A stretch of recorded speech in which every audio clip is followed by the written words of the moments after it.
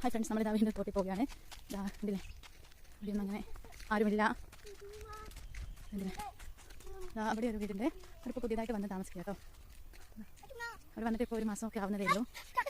എന്ത് ഇതില്ലേ ഫ്രണ്ട്സ്, ഇവിടെയൊക്കെ ഫുള്ളും കാടാണ് കേട്ടോ. കാടല്ല, ഓരോരുത്തരുടെ പറമ്പാണ്. പക്ഷേ എങ്കിൽ ഇവിടെയൊന്നും ആരും അങ്ങനെ താമസമില്ല. ഇതൊക്കെ ഓരോരുത്തരുടെ പറമ്പാട്ടോ. ആരും ഇല്ലാത്തതുകൊണ്ട്, അതാരും നോക്കി നടത്താൻ ആളില്ലാത്തതുകൊണ്ട് ഇങ്ങനെ കാട് പിടിച്ച് കിടക്കുന്നതാണ്. ഇവിടെ ഏറുമാടം ഉണ്ടായിരുന്നേ.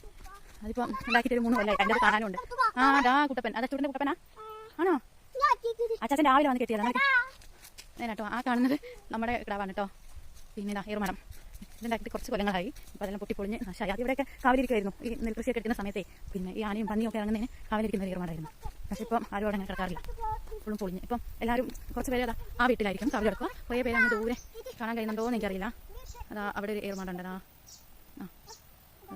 അവിടെയാണ് കുറേ പേര് കാവലെടുക്കുക ഇപ്പം. പിന്നെ ഇതൊക്കെ തന്നെയുള്ള വിശേഷങ്ങൾ പറയാനും ഒക്കെ ആയിട്ട്.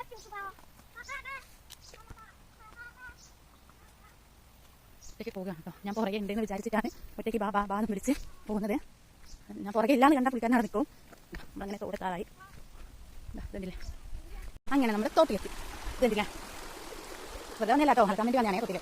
എവിടെ കണ്ടില്ലേ, ഒരാൾ വെള്ളത്തിൽ ഇറങ്ങാൻ ഭയങ്കര പേടിയാട്ടോ. ഈ മീനെല്ലാം കൊത്തുന്നതുകൊണ്ട് ഇവിടെ ഫുള്ള് മീനുണ്ട്, കുഞ്ഞു കുഞ്ഞു മീനുകളെ. അത് കൊത്തുന്നത് കൊണ്ട് വെള്ളത്തിൽ ഇറങ്ങാൻ പൊടിച്ചിട്ട് ഒരു ബക്കറ്റിൽ വെള്ളവും നിറച്ച് കപ്പ് കൊടുത്ത് കോരിക്കുളിയാണ് പതിവ്. വെള്ളത്തിൽ ഇറങ്ങൂല കേട്ടോ. അതെന്തായാലും എനിക്ക് ഉപകാരമായി. അപ്പോൾ ശരിയായി, അടുത്ത വീഡിയോ ആയിട്ട് കാണാം.